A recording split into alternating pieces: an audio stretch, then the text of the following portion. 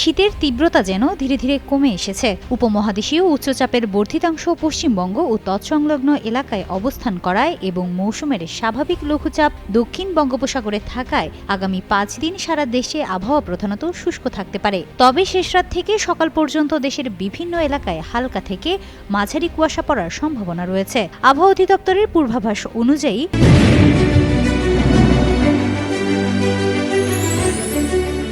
রোববার সকাল 9টা থেকে সারা দেশে অস্থায়ীভাবে আংশিক মেঘলা আকাশ থাকলেও বৃষ্টির সম্ভাবনা নেই।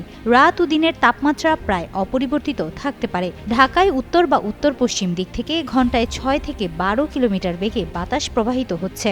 আজ সকাল 6টায় ঢাকায় আপেক্ষিক আর্দ্রতা ছিল 85%। সোমবার ও মঙ্গলবার সারা দেশে আবহাওয়া শুষ্ক থাকার সম্ভাবনা রয়েছে। এ সময় কুয়াশা অব্যাহত থাকতে পারে। তৃতীয় দিনে রাত ও দিনের তাপমাত্রা সামান্য বাড়তে পারে। বুধবার দেশের দক্ষিণাঞ্চলে তাপমাত্রা কিছুটা বাড়লেও অন্য এলাকায় সামান্য কমতে পারে। বৃহস্পতিবার সারা দেশে রাত ও দিনের তাপমাত্রা সামান্য হ্রাস পেতে পারে।